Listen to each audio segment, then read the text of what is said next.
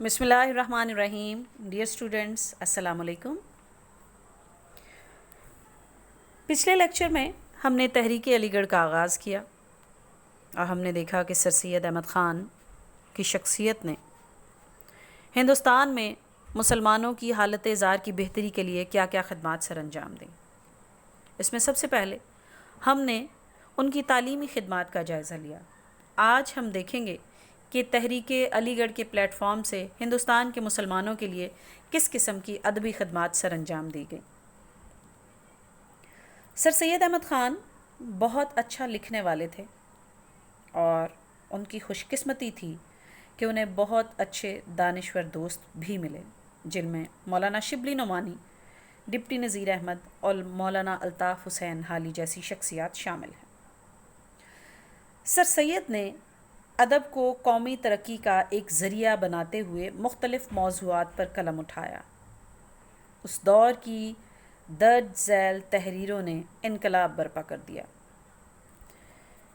چلی ہے لے کے وطن کے نگار خانے سے، چلی ہے لے کے وطن کے نگار خانے سے، شراب علم کی لذت کشاں کشاں مجھ کو. سر سید احمد خان کی تحریر کردہ سب سے پہلی کتاب اثار السنادید ہے. 1847 میں سر سید احمد خان نے اثار السنادید لکھی. اثار السنادید میں سر سید احمد خان نے دہلی کی پرانی عمارات، کھنڈرات، مدارس اور تاریخی آثار کے بارے میں معلومات فراہم کی. اس کتاب کو لکھنے کا مقصد مسلمانوں کے شاندار ماضی کو اجاگر کرنا تھا.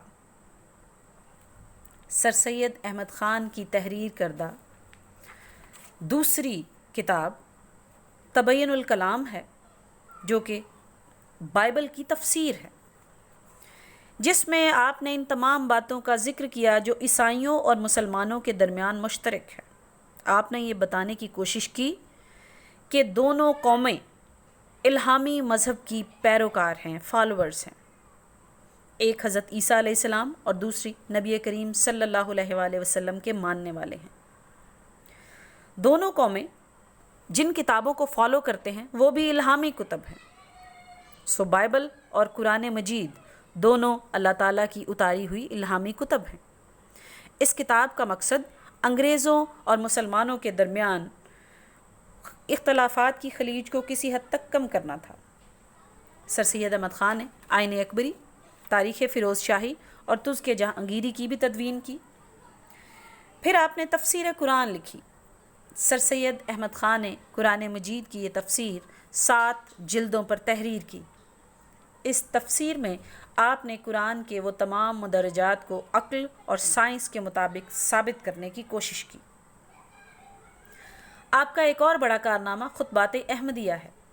1867 میں ایک انگریز سر ولیم میور نے ایک کتاب لکھی جس کا نام تھا لائف آف محمد، جس میں حضرت صلی اللہ علیہ وآلہ وسلم کی شان مبارک میں نازیبا کلمات لکھے گئے.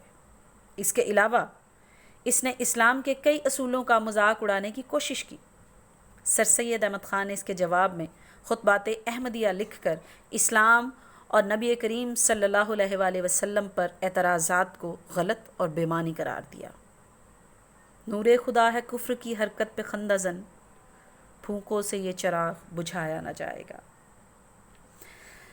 آپ کا اگلا کارنامہ رسالہ تہذیب الاخلاق ہے، جس میں آپ نے یہ کہا کہ مسلمان اور عیسائی اگر مل کر آپس میں کھاتے پیتے ہیں، ہاتھ ملاتے ہیں، تو اس سے ناپاکی کا کوئی عنصر واضح نہیں ہوتا.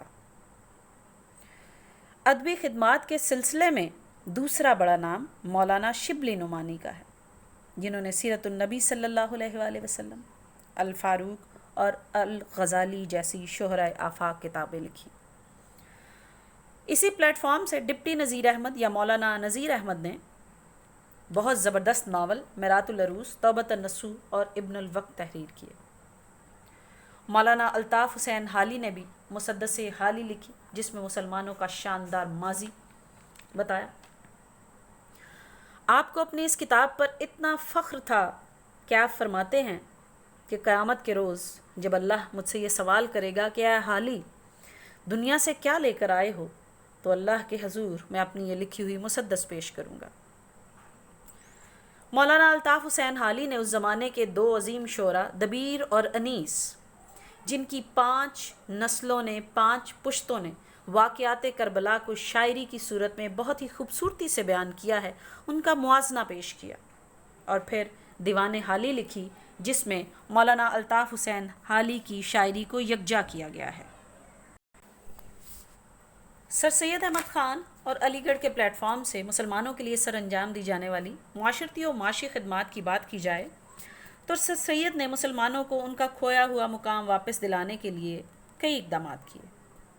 رسالہ اسباب بغاوت ہند، جس میں آپ نے یہ تحریر کیا کہ ہندوستان میں انگریزوں کے خلاف بغاوت کے اسباب کیا تھے۔ آپ نے یہ بتایا کہ یہ حکومت کی غلط پالیسیز کے نتیجے میں ہونے والا رد عمل ہے۔ اسی طرح آپ نے انگریزوں کے دلوں سے یہ بدگمانی بھی دور کرنے کی کوشش کی کہ مسلمان انگریزوں کے دشمن اور بدخواہ ہیں۔ ان سب کوششوں کا مقصد صرف ایک تھا، انگریزوں اور مسلمانوں کے درمیان نفرت کی دیوار گرا کر دونوں قوموں کو ایک دوسرے کے قریب لایا جائے۔ اس سلسلے میں آپ کا دوسرا بڑا کارنامہ لائل محمڈن آف انڈیا ہے۔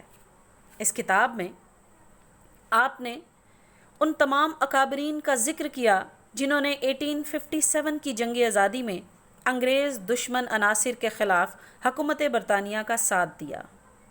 آپ نے مسلمانوں کی خدمات اور وفاداریوں کا ذکر کر کے انگریز اور مسلمان دشمنی کو کافی حد تک کم کرنے کی کوشش کی۔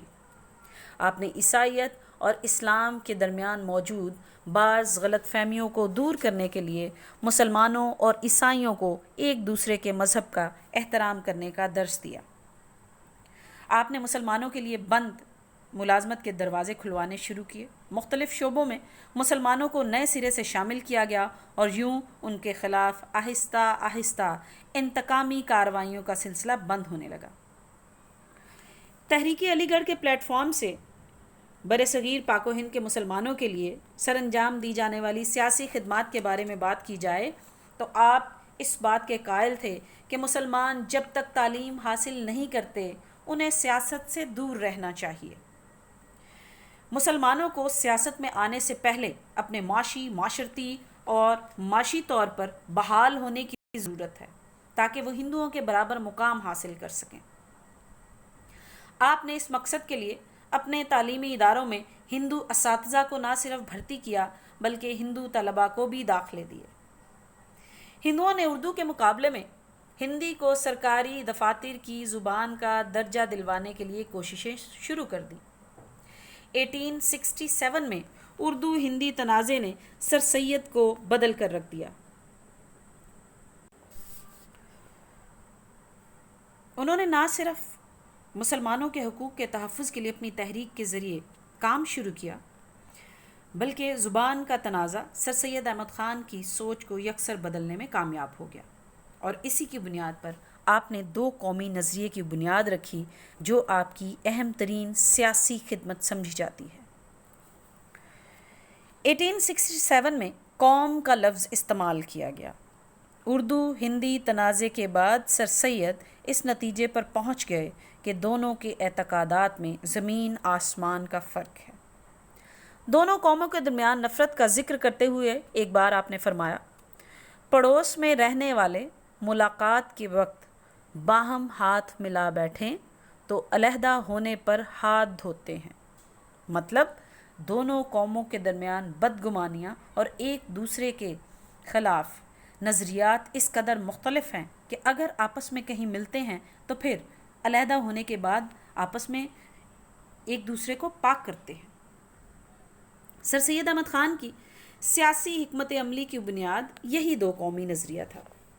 سر سید نے مسلمانوں کو ایک الگ قوم ثابت کیا، حضرت مجدد الافسانی شاہ ولی اللہ کے افکار کو آگے بڑھایا، اور 2 قومی نظریے کی اصطلاح سب سے پہلے آپ ہی نے استعمال کی۔ مسلمانوں کے علیحدہ تشخص کے حوالے سے سر سید نے ان کے لیے لوکل کونسلوں میں نشستوں کی تخصیص، یعنی ان کے لیے نشستیں مخصوص کی جائیں، اعلیٰ سرکاری ملازمتوں کے لیے کھلے مقابلے کے امتحان کے خلاف مہم چلائی، اکثریت کی مرضی کے تحت قائم ہونے والی حکومت کے نظام کو ناپسند کیا۔ انہوں نے مسلمانوں کی علیحدہ پہچان کروائی، سر سید احمد خان مسلمانوں کو سیاست سے دور رکھنا چاہتے تھے. یہی وجہ ہے کہ 1885 میں ایک انگریز A.O. ہیوم نے جب آل انڈین نیشنل کانگریس کی بنیاد رکھی تو آپ نے مسلمانوں کو اس میں شامل ہونے سے منع فرمایا.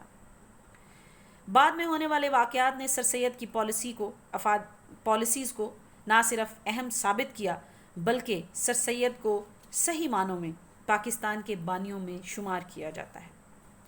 مولوی عبدالحق نے سر سید کی قومی اور سیاسی خدمات کے حوالے سے لکھا ہے، کثر پاکستان کی بنیاد میں پہلی اینٹ اسی مرد پیر نے رکھی.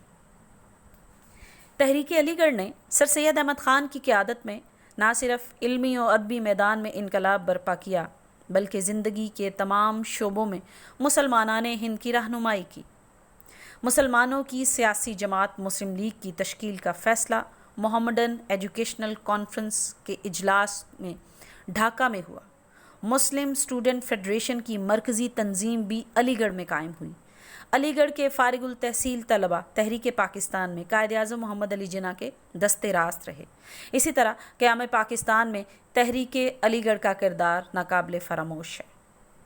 ڈیئر اسٹوڈنٹس، اگلی کلاس میں ہم آل انڈیا مسلم لیگ کا قیام، اس کے اسباب اور اس کے مقاصد کے بارے میں جانیں گے. آج تک کے لیے اتنا ہی. انشاءاللہ نیکسٹ لیکچر میں پھر ملاقات ہوگی. اپنا بہت خیال رکھیں. اللہ حافظ.